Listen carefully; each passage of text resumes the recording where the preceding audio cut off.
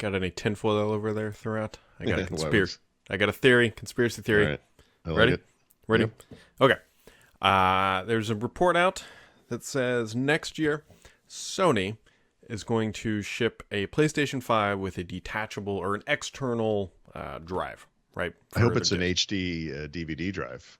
Yes. Yeah, yeah. Along the same veins. Along the same veins. So, PlayStation 5, then they would Yep. just have one console with some sort of port, USB, I'm assuming, or whatever, external drive. Also, this week, it's just unofficially announced, but it was announced and then Microsoft confirmed it.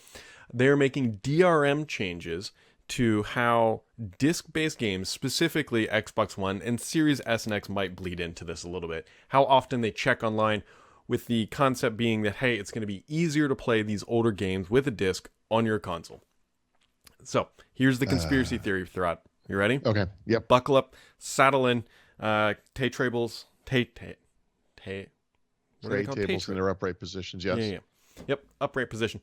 Microsoft is making DRM changes so that they can remove the drive from the Series X and have it external Why? because it would lower the price of the console. You could imagine a scenario where they now ship an Xbox Series X without a disc drive, and if you need it because you want those physical games, there is now one on the shelf next to it, similar to the PlayStation model, but Microsoft had to re-look at their DRM portfolio and analysis model, and they said, look, we can make these changes. It'll make it easier to ship an external drive, and that's why Microsoft actually is making those DRM changes, not just to be a good citizen. Oh, okay. You might remember this. I don't. And I never owned one of these things, but I just referenced that HD DVD drive that Microsoft briefly made for the Xbox 360. My very vague memory is that you could not play games off of that thing. And it had something to do with DRM, right? There was this issue or maybe a concern that Yeah, I think you're right. piracy could occur because of the external nature of the drive, something like that. Does that sound Yeah, no, right? it does, because that cable, right, you could just snip it and just patch in. To make a and then- change and, okay. So I guess what you're saying then is semi-related in the sense that somehow DRM has evolved to the point where they can do this more reliably or something with an external drive. And I don't know. So here's, if you go down that path, Yeah. I think we could make the argument that Microsoft probably doesn't care too much about Xbox One games anymore. Like, that's the past. They're moving on. They're mostly focused on Series S and X.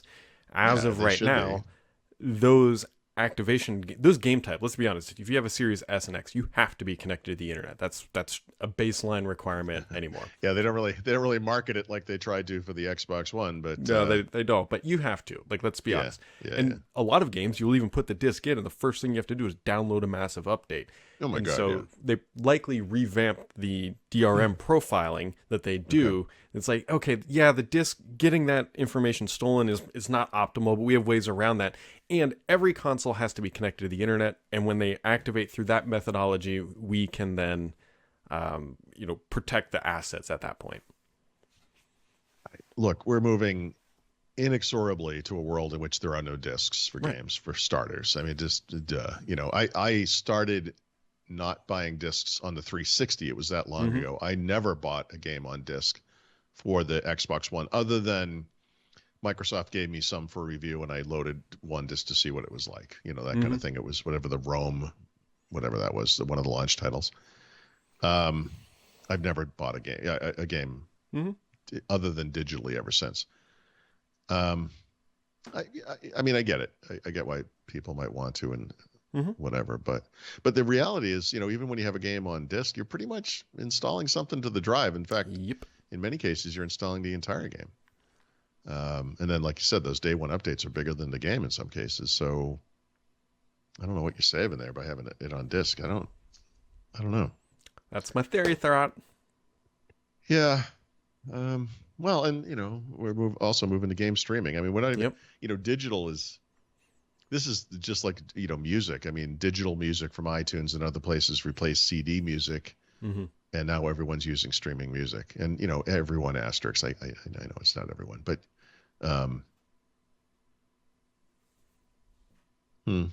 Here's the other fun argument, because someone's going to make this argument and be like, well, I am going to buy discs for the rest of my life, and that is just the way it. And Microsoft, the reason why I buy discs is because Microsoft could just delete your account and you lose all that money, which is a valid argument. But I'd also like to point out that you have never installed an app on your iPhone or Android phone with a 3.5-inch floppy drive, right? Like, it's right. That's same thing. Yeah, it's weird. Like, I often write about these things that are kind of psychiatry or psychology, and I have no formal training in any of that. But I'm fascinated by the way brains work and how we think, and the whole, I see something moving in the grass, so I run away, and that species survived because there was or wasn't something in the grass. But when there was something and you didn't run away, you got eaten by the tiger or whatever, that kind of stuff. And it's interesting how we think. So just off the top of my uneducated brain, when you say that, what comes to mind is when you have a history doing something a certain way, you find the new way to be offensive in some cases. But for something like the iPhone, where despite the fact that it's literally a miniaturized Mac OS X computer that you walk around with and has a built-in screen and touch, it's a new thing to you, and you don't have that. That on Windows and the Mac, you used to go to the store and buy a disk and plug it in and blah, blah, blah, whatever. But because the iPhone's a new thing, it's a new way of doing things. But even, by the way, in the iPhone's, 15 years, things have changed dramatically there too. Remember, in the beginning, you had to connect to iTunes to activate it and to load anything onto it. Like, that was the main point. One of the big changes with the iPhone within several years was this notion that it became a standalone device. You could, which today is like, duh, wasn't it always that way? No, it was not. These platforms evolve still, but I don't see anyone pining for the days of acquiring iTunes to activate, or in the very early days, if you had an iPod, remember you would use it to load games onto the thing. I don't think did we do apps through iTunes for iPhone? Well, they originally web apps. Yeah, right. But I mean, like, in 2008, they added the store. You must have done it right off the device. Yeah, I think so. You must have. I don't remember, but I assume you did.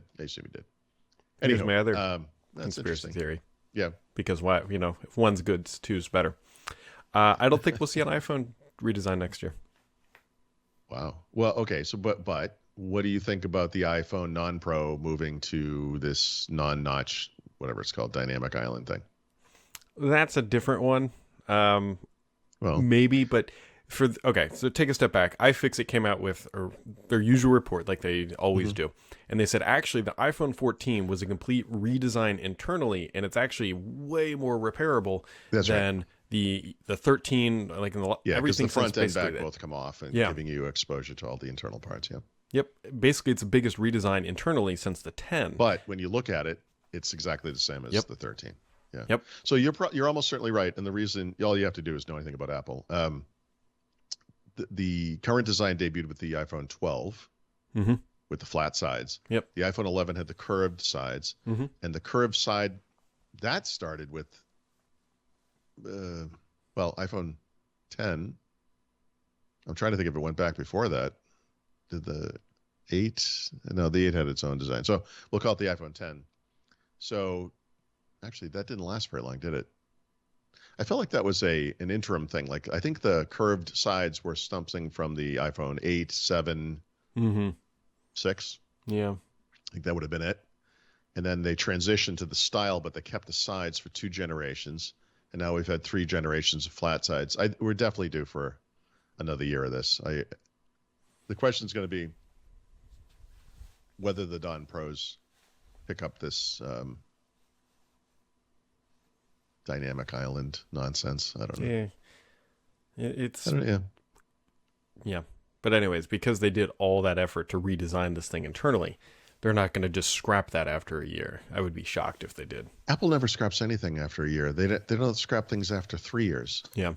Like they're pretty conservative with that stuff. That's the thing. I was just telling my wife about the conversation you and I had about the watch, because I don't remember if I said this on air or if you and I just had this conversation, but I had gone back and rewatched the watch Series 8 part of the presentation from this month with it, because now I'm buying it or have bought it, and I'm like, okay, I can tell not much has changed.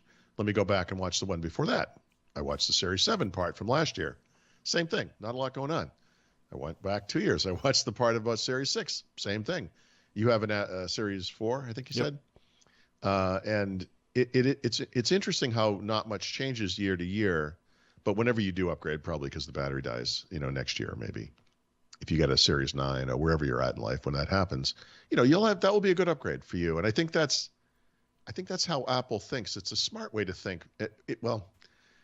Because it's a smart way to think when you can't have a ginormous upgrade every single year. Like back in the beginning, when things were changing so fast, people would upgrade 1 to 2 years at most because things were changing so fast, and that really slowed down. Yep. Because of fatigue, but on both ends. And now I'm sure it's 3 to 4 years probably. But it works out because Apple has other businesses that are generating revenues, obviously, and when you do upgrade, you get a good upgrade. As we both have iPhone 13 Pros, there's no. I guess I could spend $1,000 if I guess it would be $500 or $600 with a trade-in or whatever it works out to be. But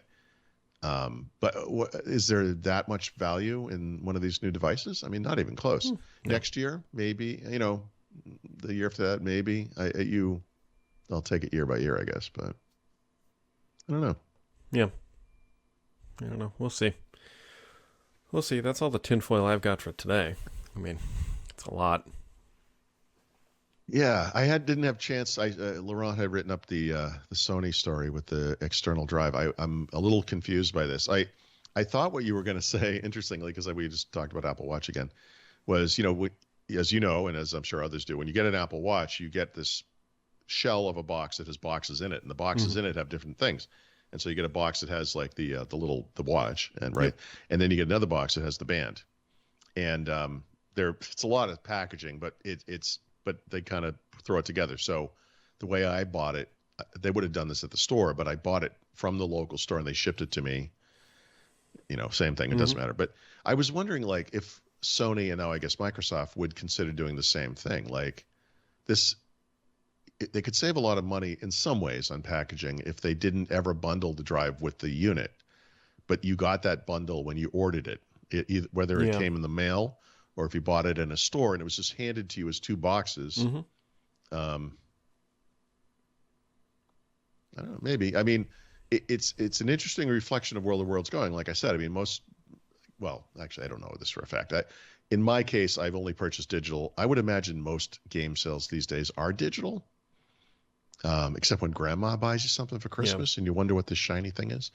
I don't know that, though. I actually don't know that. But I would be surprised if physical sales of game media have dropped off the planet. They have to have. They have to have, right?